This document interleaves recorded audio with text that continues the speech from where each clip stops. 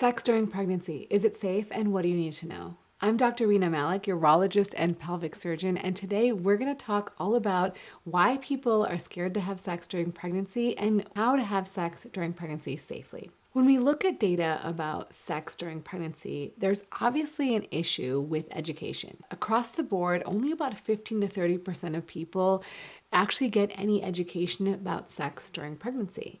And only 29% of women actually raise the issue of sex, and the majority of them are raising it themselves. Their doctors are not bringing it up. And most people actually want to know more about sex during pregnancy. So today we're going to talk all about it. So in 2017, they did what's called a systematic review, looking at what people thought about sex during pregnancy. And they looked at 34 studies from a variety of low to middle income countries, the majority. There was one study in the United States. But ultimately, what did people feel about sex? And there was obviously positive, but also negative beliefs. The most common belief was that it could hurt the fetus. About a third of people felt like having sex in some way, shape, or form could hurt the baby. About 17% thought it could result in miscarriage, 15% thought it could result in bleeding, 12% thought that it could lead to preterm labor, and in the positives, there was only 9% of people who thought that it made labor easier. So what is the truth? Ultimately, when you look at how often people are having sex during pregnancy, there is generally a decline from pre-pregnancy. So when people are having sex 6 to 21 times a month, that goes down to about 3 to 10 times a month in the first trimester. Then it goes from 2 to 7 times in the second trimester a month, and then from 1 to 5 times in the third trimester. But when you look at the averages, it shows a little bit different, right? So prior to pregnancy, it's about 7 times a month. The first trimester, it goes down to about 4.5 times a month. And then it goes to 7 times in the second trimester and then drops again in the third trimester to 1 to 2 times. So ultimately, what we're seeing is that very often there is a decline in the frequency of sex, and oftentimes there's also a decline in desire during that time, often because there's a lot of nausea, the body is changing, and so there is some negative body image thoughts, and then ultimately that tends to improve by the second trimester where libido tends to increase, and then during the third trimester, the size of the growing fetus can become very large and make it a little bit more difficult to have sex in certain positions, which can also lead to some decline in sexual activity. But despite this, we know that 50 to 75% of couples are still having sex in the last trimester and 30% are still having sex in the last month. And even if they're abstaining from sex, they're still having oral sex about 30% of the time, other types of sex, or manual stimulation. And so there's still some activities of sexual stimulation and potentially orgasm that happen in that last trimester.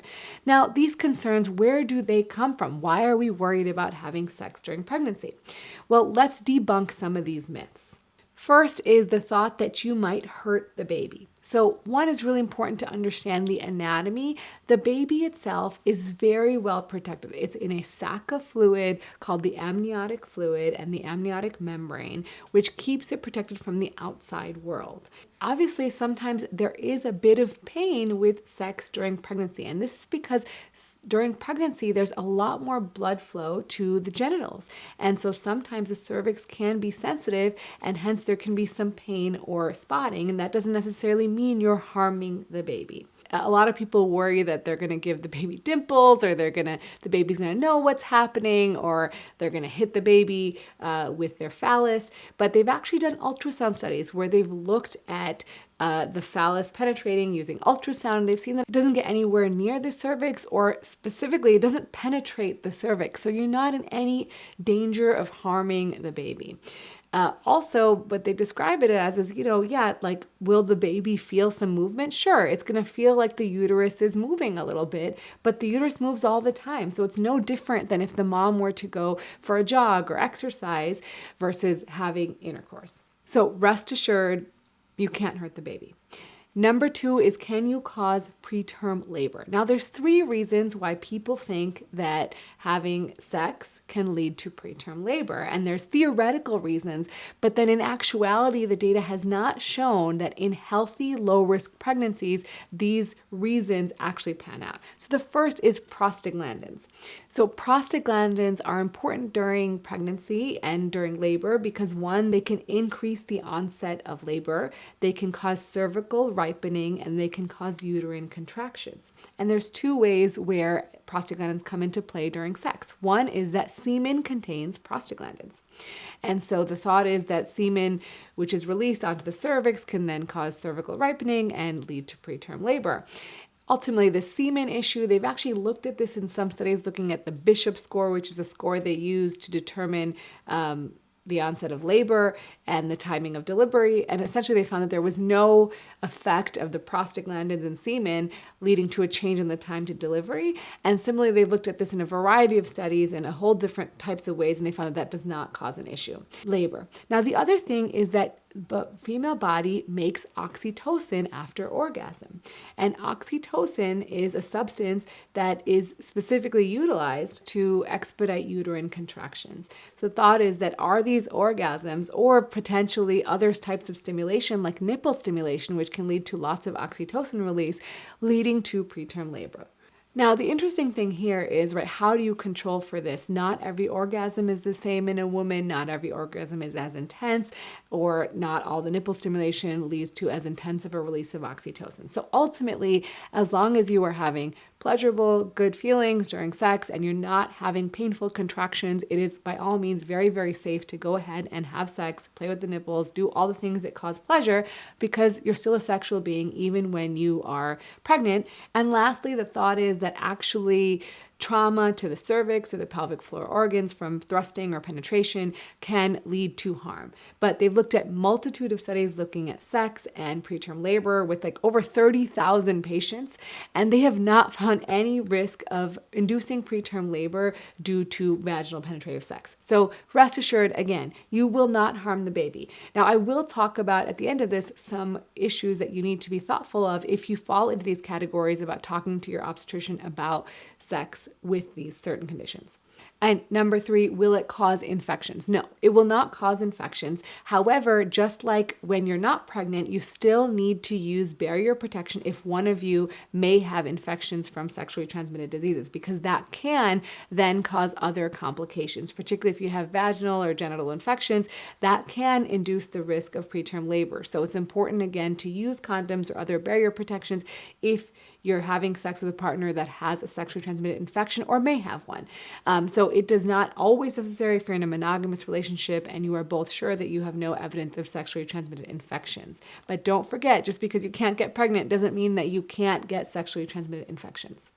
Number 4, will it cause miscarriage? So no, miscarriage is common, unfortunately, but miscarriage doesn't come from having sex. It comes because there is an abnormality in the developing fetus that causes it to miscarry. And it is not due to anything you did, your partner did, you worked out too hard, you had sex too hard, whatever. Those are not the reasons that miscarriages happen. Rest assured, if you're in that unfortunate circumstance to have gone through a miscarriage in the past, it is not something you did, it is not from sex, and you cannot induce a miscarriage through sex.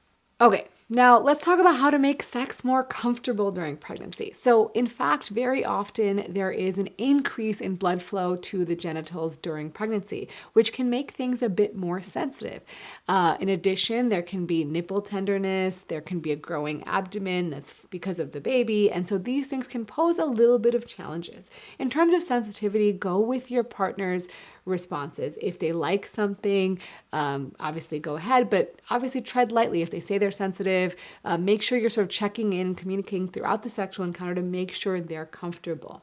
Now, after about 20 weeks, we don't want moms to be lying flat on their backs. So if you're going to have sex in the missionary position, you may consider using a pillow to prop up the mom, or try other positions like side lying positions or rear entry positions that may be more comfortable as, the baby gets a little larger and becomes a little bit more difficult to navigate. Now, the question is, when should you worry about sex? Well, ultimately, you may worry about sex if you notice that you're having a significant amount of bleeding, if you're noticing some uterine contractions or prolonged pain, if you notice any water leaking like amniotic fluid. Those are all concerns that you need to talk to your doctor about, or if you have certain conditions. This can be if you've had a history of a preterm birth with a short cervix. Now, not everyone who's had a preterm birth in the past needs to abstain from sex, so this is an important discussion to have with your doctor. And if they don't bring it up, please bring it up yourself. If you've had a cerclage, now that's typically a procedure that's done if you have what's called cervical incompetence and you risk having a preterm labor. This is important to understand if you're doing this as a preventative measure or a rescue measure, because that may change, again, how long you need to abstain from sex for. Usually there is a period of time where you can't have sex, and they call this pelvic rest. So talk to your doctor about exactly what pelvic rest means. Does it mean that I can't have penetrative sex? Can I have orgasms? Can I have oral sex? Can I have manual penetration? Again, talk to your doctor about all these very specific things, because the data is sort of very mixed and there's not a lot of data on all of these specific types of sex or specific types of pleasure and orgasm. And so again, talk to your doctor and they can make a full assessment of you based on your history, your particular anxieties about sex, and what they think about your future, how your pregnancy is progressing and all those things. If you've had preterm, pre-labor rupture of membranes, there's usually a reason to stop having sex at some point. Placenta previa or placental abruption, those are all issues where you need to discuss very specifically about when it's okay to have sex and when it's not.